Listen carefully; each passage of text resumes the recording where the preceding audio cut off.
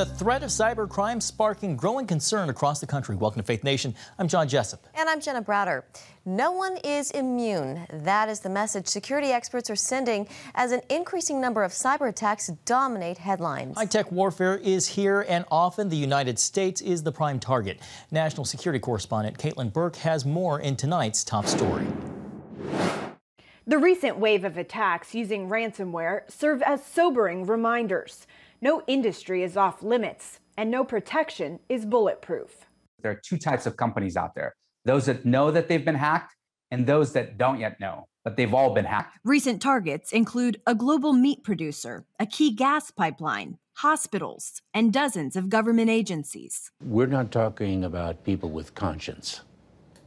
We're talking about criminals who want to make money illegally, or who want to do harm independent of a profit motive. In a ransomware attack, hackers gain access to a computer system and disrupt or completely lock out users until a ransom is paid.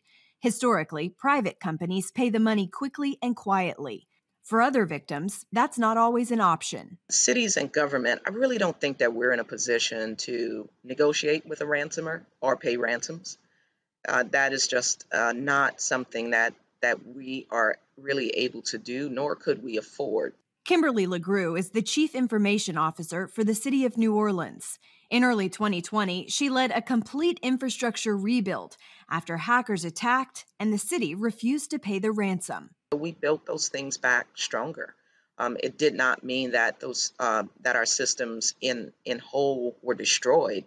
It just meant that if we were going to really address this and tackle this problem of cybersecurity and safety, that we were going to just start with a fresh and very clean environment. As with many attacks, the hackers likely gained access through either outdated infrastructure or a user not taking appropriate precautions. Those legacy systems had their own holes, and we were constantly patching them and constantly modernizing other areas. And to have over 4,000 employees, we have every one of them as a point of vulnerability into our network. The attack on New Orleans had the capability to completely interrupt or halt government operations.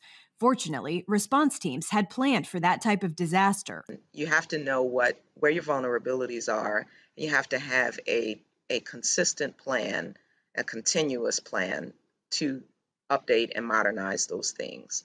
And that's what we were doing, and we have been doing for years. So every year we were devoting another part of our budget to infrastructure improvements. Those plans allowed LeGroux's team to move quickly with money from its cyber insurance policy to further update and secure systems.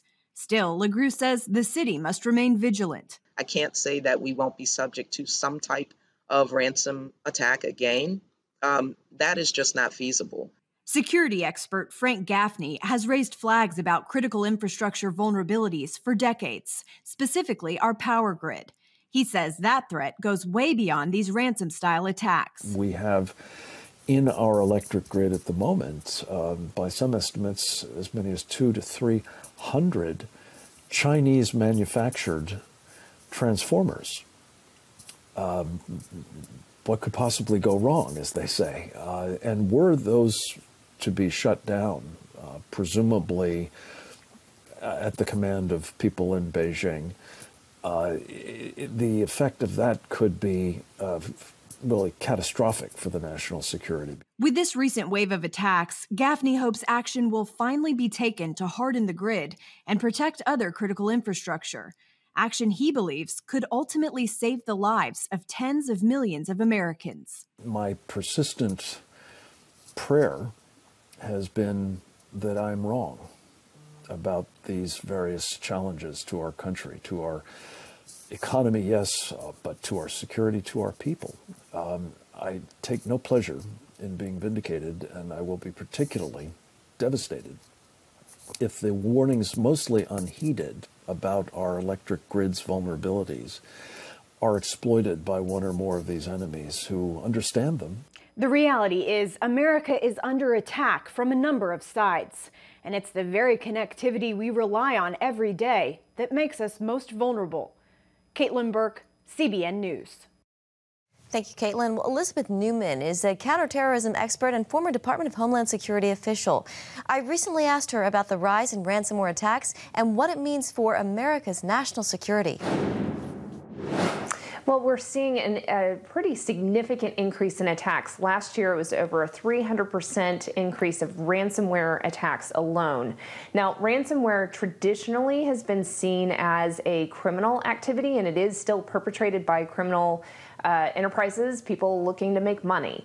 But what we've noticed in the last year with the targeting of hospitals during the middle of COVID and then our energy supply, our food supply, is that they are quite able to disrupt our way of life. And that brings with it concerns that you're going to impact not only our economic security, but also potentially our national security, because certainly our military and national security apparatus are reliant on energy and fuel just like the rest of Americans are. So it is this growing concern, and you've seen the government respond accordingly. You know, when it comes to ransomware, should the United States consider itself under attack? Absolutely. We've been under attack. And I think the thing that the recent attacks are allowing security experts to get the message out. I mean, it's been like 2 decades that this has been warned that there will be a day when the lights will go out, and it won't be because of a storm. It won't be because you forgot to pay your energy bill.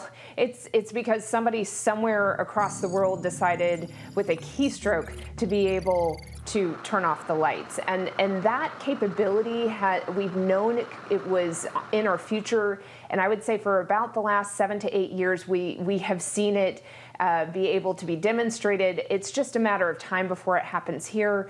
So we need to take seriously this threat. How do we fight against cyber attacks? That's a great question. So the defense is certainly a key piece of this, making sure that we are doing what we need to do to have our systems secured, being a good computer user, meaning you have that 2-factor authentication where you're not only using a password but some other means to also validate that you are who you say you are, making sure that your systems are backed up. You know, we call that cyber hygiene. Having good cyber hygiene goes a long way, but we need to do more than that. We need to make sure we have backups to our systems so that if a system is attacked, we can move to manual processes and not disrupt whatever service that company was providing. And then more than that, we need to create pressure on either the nation states or the criminal actors that are conducting these attacks and make it more costly for them. The challenge with the cyber attack is it's actually relatively low cost to launch and extremely difficult to secure against. So it's high cost to protect. So we need to increase the cost on the attacker. And there are a number of cyber companies, experts in this field that are doing a great job. It's just a matter of now we need to make sure that the entire ecosystem, not just, for example, the banks, are secure, and that's going to take a whole of society effort. And I would say the last piece in increasing that cost is more offensive cyber measures, which I know the federal government has talked about doing. You've heard President Biden kind of allude to the desire to make sure that the criminal attackers as well as nation-state attackers know that if you're going to mess with us, we have the ability to mess with you. Elizabeth Newman, thank you so much for your time. Great to get your insights. Lights out on America's power supply, the cyber threat that could plunge the country into darkness when Faith Nation returns.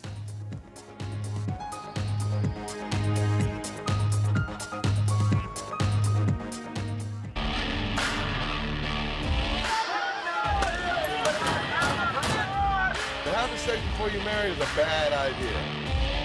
Don't tell me there's no such thing as gun violence. That just depends on your definition of when life begins.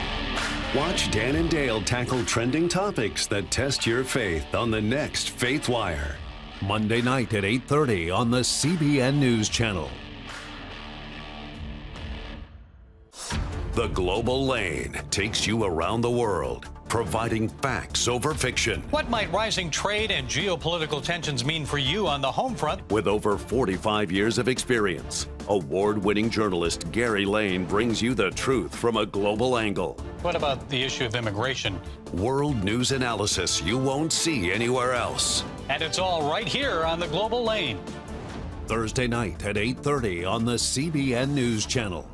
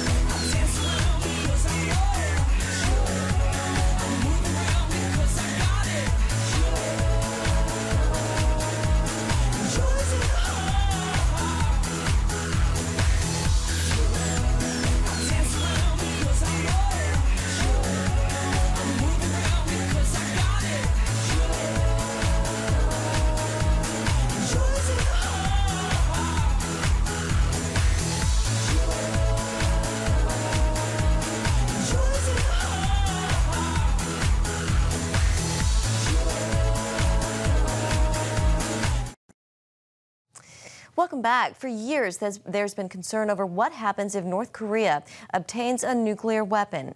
But in this high-tech age, Pyongyang has a weapon that could spell disaster for America's digital infrastructure, a so-called superweapon that could annihilate our electric grid. That's right, Jenna. Hackers are just keystrokes away from sending our cities into darkness and fry our nation's power supply. So what can be done to protect the homeland? CBN's George Thomas explains.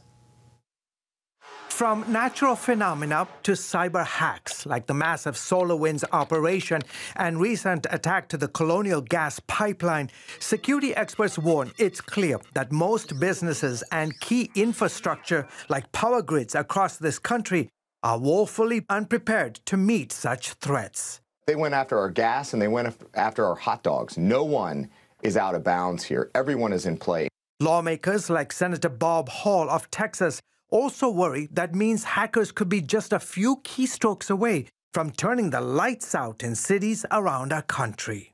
We are certainly vulnerable across the board to natural and man-made threats to our electrical grid system that could render it unrepairable in our lifetime. Hall tells CBN News that he's especially concerned about an electronic magnetic pulse, or EMP, attack against the grid. It entails simply one small nuclear weapon being detonated above the central part of the United States over Nebraska, Kansas area would put out create a pulse from coast to coast and border to border that would totally annihilate our electric system. There's really no excuse for the country to be vulnerable to EMP. Dr. Peter Pry, a former CIA intelligence officer, sits on the Department of Homeland Security's EMP task force. He's out with a report this week concluding that North Korea is now in possession of EMP weapons so strong that no electric grid could survive from such an attack. North Korea almost certainly has developed super EMP weapons. These are nuclear weapons that are specialized to produce extraordinarily powerful electromagnetic pulse effects, and it would make it, along with Russia and China, one of the few nations in the world that has these weapons. San Antonio, Texas is now leading the nation's efforts to defend against such electromagnetic threats. In collaboration with the Air Force's Joint Base San Antonio, retired Brigadier General Guy Walsh, along with teams of researchers, scientists, and security experts, are studying grid vulnerabilities and deploying measures to protect them from getting fried. For obvious security reasons, Walsh won't divulge specifics, but says their goal is to really look across the board at training, at education, and the technologies that are going to help make the electrical grid both resilient to attack, but able to recover more quickly. Meanwhile, grid operators in some regions of the country are also heeding warnings to prepare for solar storms and sunspots blasting particles into space, called coronal mass ejections. William Murtaugh's group at the National Oceanic and Atmospheric Administration, or NOAA, maintains a direct line with all the electric companies in the event of a geomagnetic eruption. When we see one of these large eruptions occurring on the sun and what we call a coronal mass ejection coming towards Earth, we initiate this hotline call, and we make communication with essentially the entire grid, owners and operators across the nation. Researchers with the U.S. Geological Survey released this map last year showing grid systems in the Midwest and Eastern Seaboard that are particularly vulnerable to solar storms. Murtagh says electricity operators are now constantly assessing areas of vulnerability. If there's vulnerability to certain equipment, maybe they can modify that equipment, the manufacturing of that equipment, to make it hardened, to make it better protected against the geomagnetic storm. There are many different actions they can take to ensure that the grid stays up and running during these big geomagnetic storms. Still, the big challenge is that many of America's electricity systems weren't designed or built with the thought of being protected against cyber threats or EMP attacks. The systems themselves are very antiquated. They're very old. Security is very difficult to do on these types of devices. And we've seen in prior attacks where Russia has infiltrated our power grid from a military preparedness perspective, which means in the event that there is a conflict, could Russia impact our grid? Former NSA hacker David Kennedy tells CBN News that only a few of them are even prepared to handle today's level of hacking sophistication, especially those attacks coming from China. China is very pressing because they have a very long-term view. They're very focused on intellectual property theft, as well as their military capabilities from a cyber warfare perspective. I mean, they're handing it to us here in the United States from a cyber warfare perspective, and they're definitely scary. The energy industry is the third most targeted sector for cyber criminals, behind only finance and manufacturing. And according to the Energy Department, hackers have the capability to shut down America's power grid. There are very malign actors who are trying, even as we speak. There are thousands of attacks on all aspects of the energy sector and the private sector generally. A new survey this week from the nonpartisan group Protect Our Power found a majority of people support federal funding to secure our nation's electric grid ahead of potential catastrophe. It so often is the case when we face challenges or threats on the horizon, we're better off dealing with it before it hits as opposed to after it hits. George Thomas, CBN News. A master of crime helps to catch the criminals. Meet the former con man who's helping stop high-tech crime. Next.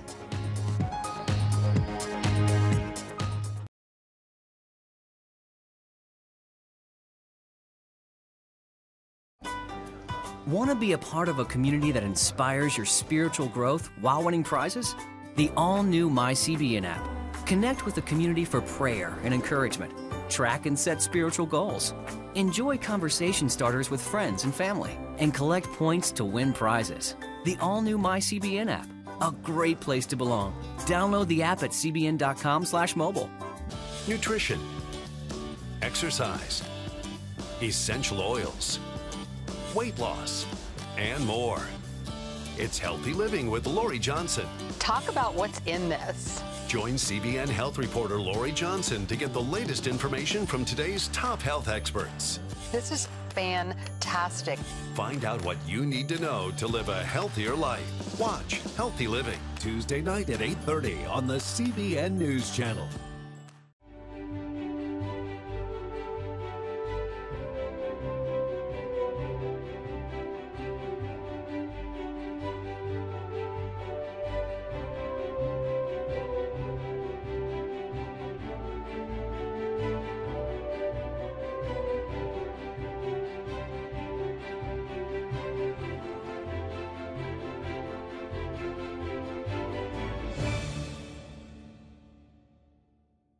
Too often, we carry baggage from our past. You know what it's like. It affects everything and everyone in our lives. It's always there, weighing us down and keeping us from achieving true happiness. But do you know God never meant for us to be trapped in the past? You can be free of your baggage. Learn how God's forgiveness leads to changed lives and new beginnings. Call the 700 Club. Download the CBN News app, 24/7 news from a Christian perspective at home or on the road. One place for all of your news.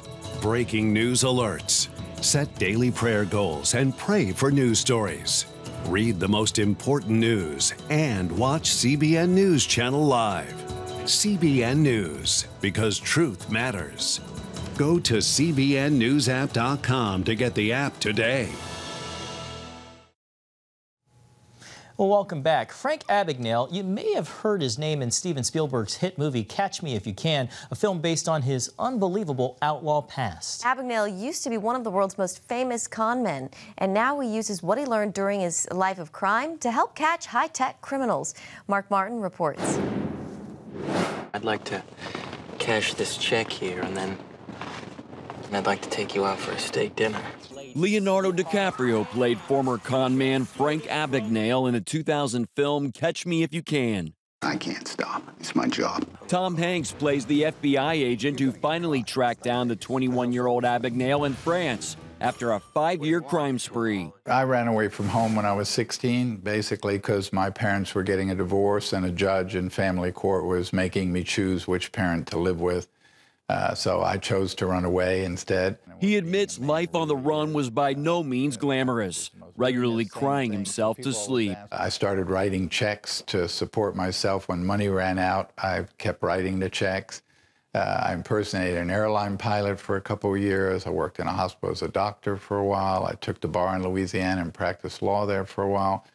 And by the time I was 21, I'd written about $2.5 million worth of bad checks in 26 countries and 50 states. Nearly 50 years later, part of life involves being the face of AARP's Fraud Watch network. He speaks on avoiding scams and ways to protect families from crimes, including identity theft. Abagnale has served as AARP's Fraud Watch network ambassador for 4 years now.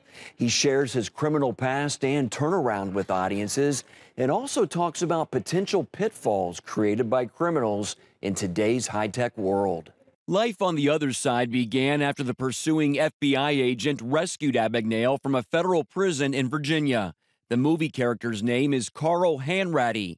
In real life, it was Joseph Shea. He persuaded the government that he felt that I would be a great asset to the government if they took me out of prison to basically not only help educate agents to think out of the box and to look at things not as black and white, but also to do undercover work for the Bureau because I could take on these roles as different people and get enough time doing it to get enough information. After 6 years, Abagnale was free to leave the FBI. He chose to stay and has worked for the Bureau for more than 40 years. Abagnale credits those close to him for helping him turn his life around. So it was more about my wife changing my life and my family and the responsibility of family, and then learning the love of country and being surrounded by people who influence you as a young person is what really changed my life. Today, Abagnale teaches at the FBI Academy, trains agents in the field, and assists agents on cases. He's also an author, public speaker, and consultant. His website describes him as one of the world's most respected authorities on forgery, embezzlement, and secure documents. Last 20 years all been cyber-related, about breaches and cybercrimes and malware, ransomware, and those things. He says a few years ago, AARP contacted him about sharing ways to protect the elderly from fraud. A survey showed fraud as the #1 concern for the organization's more than 38 million members. The actual incidence of fraud and ID theft, fraud mostly, it's drastically underreported because someone feels vulnerable and they don't want to admit it. Having people come together makes people realize, I'm not in this alone. And one of the first steps to being able to remedy the situation is to admit that it happened. Abagnale says people should know that every scam is basically the same. At some point in that conversation, I'm going to either ask you for money or I'm going to ask you for information, Social Security number, date of birth, bank account number. Those are the red flags. He adds each scam is simple to solve by what he calls stop and verify. So if I call and say I'm the IRS and you owe back taxes and you need to pay immediately right this minute, I just hang up the phone and go to the white pages and look up the IRS, or go to the government pages and look up the IRS, call the IRS that I received this call, this is a person's name, and they're going to tell me that's a scam, ignore the call. Abagnale says education is the most powerful weapon in fighting crime, and this former con artist has chosen to spend his life on the right side of the law, sharing that knowledge. Mark Martin, CBN News, Virginia Beach. Thank you, Mark. Coming up, how to keep you and your personal information safe in the age of cybercrime.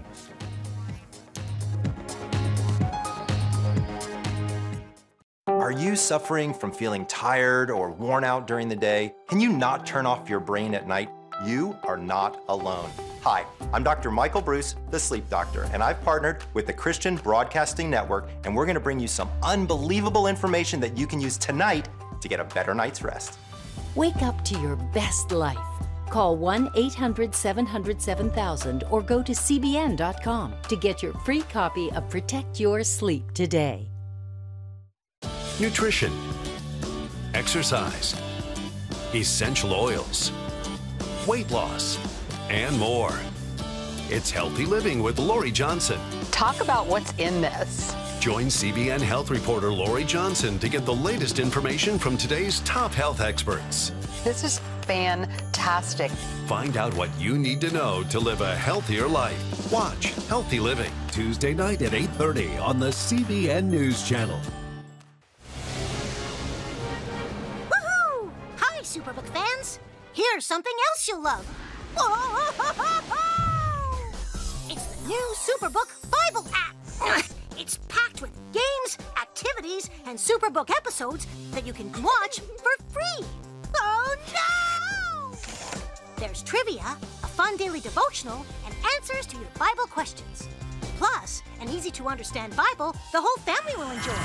You can even create your own Superbook character. Ta-da! Whoa! Millsburg Falls man coming. Sorry, pardon me. Sorry, excuse me. Ouch! Are you getting this? Earn super points to win daily prizes too, and so much more. Time to get back to my adventures. See you soon. It's the new Superbook Bible app. Free downloads on iTunes, Google Play, and Amazon.